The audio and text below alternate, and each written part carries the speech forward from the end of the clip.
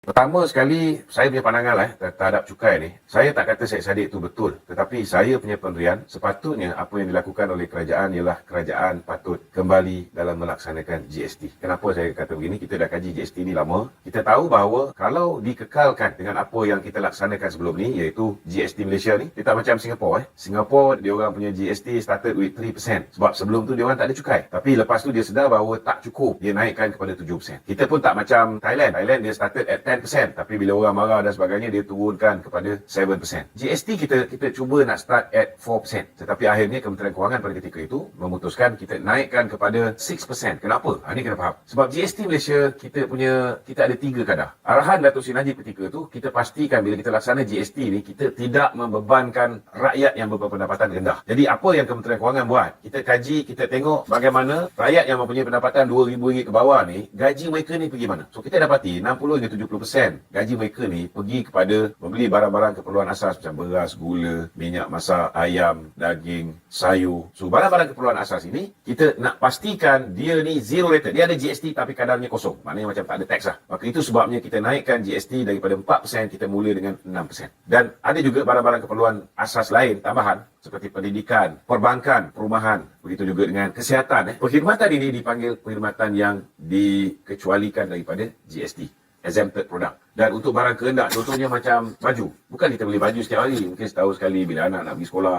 Itu pembekalan standard. Yang ini ada 6%. Contohnya macam perabot. Bukan selalu kita beli TV, barang elektronik dan sebagainya. Yang ini ada 10%. Saya punya pandangan, daripada kerajaan menaikkan SST daripada 6% pergi ke 8%, sebenarnya lebih baik tukar sistem percukaian. Sebab apa tuan-tuan? Sistem percukaian kita ni sebelum saya lahir dah ada. SST ni sebelum saya lahir lagi. Tahun 1972 lagi. So, benda ni dah terlalu lama, dah terlalu lapuk. Ini Syed Saddiq punya kerajaan lah tu. Bila dia berada bersama dengan Mahathir, dialah yang telah buat tindakan bodoh menghapuskan GST. Lepas tu, bila kerajaan tak cukup hasil, dia komplain. Bila kerajaan naikkan kepada 8%, dia komplain. Tetapi inilah manusia yang bertanggungjawab menyokong tindakan Mahathir untuk menghapuskan GST. Sedangkan dah lebih 170 buah negara laksanakan GST. GST tuan-tuan telah membantu kita. Setiap tahun, saya ambil contoh, 2016 lebih kurang 41 bilion. 2017 dia naik pada 44.3 bilion. Beza setiap tahun tu lebih kurang 3.9 bilion. Kelebihan pendapatan. Last kali kita laksana SST 2014 hanya 18 bilion. 2017 kita berjaya collect 44.3 bilion. Beza 26.3 bilion.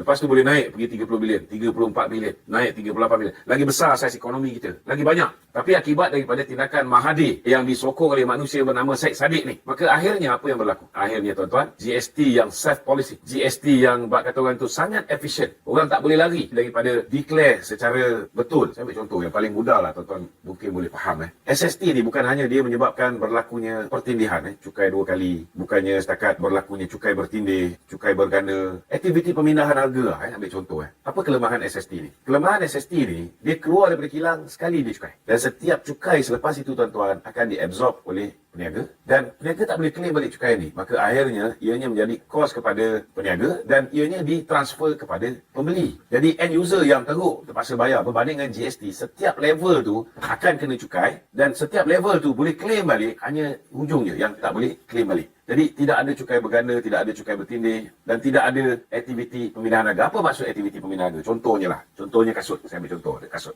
Katalah kos buat kasut ni RM80 lah. Pengilang buat kasut ni RM80 dan dia ambil untung RM20 dan dia jual kepada pemborong dengan harga RM100. Apa yang pengilang-pengilang ni buat? Sebab dia tahu kelemahan sistem percukaian SST. Bila barang tu, nilai dia sepatutnya dijual kepada pemborong. Dia berkilang jual kepada pemborong RM100. Dia kena bayar. Kalau dia bayar cas RM100 kepada pemborong, dia kena bayar 10% cukai jualan. Jadi kalau 10% cukai jualan tuan-tuan, apa yang berlaku saudara? Dia kena bayar kepada kerajaan, bayar kepada custom RM10. So apa yang dia buat? Dia buat aktiviti pemindahan harga. Dia tahu bahawa sekali dia keluar kilang, di situ kena cukai. Maka apa dia buat? Sebelum dia jual kepada pemborong sebenar, dia suruh adik dia ke abang dia ke kakak dia buka satu syarikat hanya untuk dia keluarkan invoice dan delivery order. Barang straight boleh hantar pergi ke pemborong sebenar. Tetapi kasut yang dia jual biasa RM100 tu, dia boleh jual dengan hanya RM20 tuan-tuan. Kepada syarikat milik kakak atau abang dia. So bila dia jual dengan harga RM20, berapa cukai yang dia perlu bayar kepada kerajaan? 10% hanya RM2. Maknanya, setiap pasang kasut, kerajaan hilang RM8. Dan mana ada kilang kasut yang hanya jual sepasang kasut.